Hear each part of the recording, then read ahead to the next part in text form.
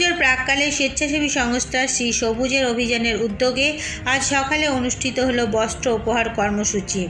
এই অনুষ্ঠানটি হয় রায়ান গ্রাম পঞ্চায়েতের অন্তর্গত দুর্গাডাঙ্গা এবং কৃষ্ণপুর গ্রামে।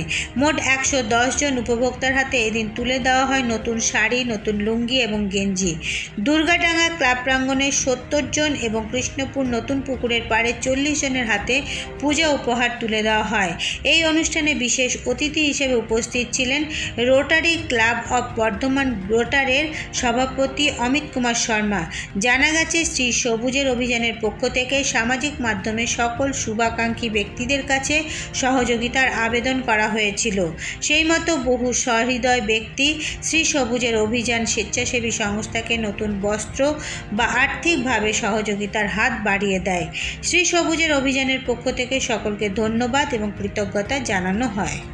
আজকে আমরা আমাদের এনজিও শ্রী সবুজের অভিযানের পক্ষ থেকে আমরা আজকে 29শে সেপ্টেম্বর রবিবার আমরা চলে এসেছি রায়ান গ্রাম পঞ্চায়েতের অন্তর্গত দুর্গাডাঙ্গা গ্রামে। এটা হচ্ছে নাদরাট গ্রামের ঠিক পিছন দিকে গ্রামটা। দুর্গাডাঙ্গা গ্রামে আমরা 70 জন উপভোক্তার হাতে আমরা তুলে দিলাম শাড়ি, লুঙ্গি, গেঞ্জি। এখন আমরা হাজির হয়েছি ঠিক পাশের গ্রামে কৃষ্ণপুরে, যেটা স্থানীয় ভাষায় কেষ্টপুর বলে। সেই কেষ্টপুর নতুন পুকুরের পাড়ে আমরা চলে এসেছি।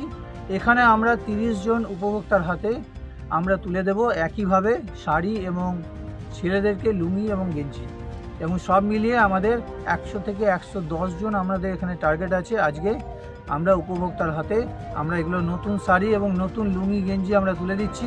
আমাদের পরবর্তী কর্মসূচি দুদিন পরেই আছে, মহালয়ার দিন 2রা অক্টোবর আমরা করব কানলা গেটের কাছে রায়নগর বটতলায় এবং হচ্ছে কামনাড়া পীরতলায়। এই দুটো জায়গায় একইভাবে আমাদের আরও 60টি উপভোক্তার হাতে 60 জন উপভোক্তার হাতে আমরা তুলে দিচ্ছি একইভাবে নতুন শাড়ি এবং লুঙ্গি গেঞ্জি। সব মিলিয়ে আমরা 170 থেকে 80 জনের আমাদের এই দুদিনের টার্গেট আছে। আমরা এটাকে 200 লক্ষ্যমাত্রা নিয়ে যাওয়ার চেষ্টা করছি।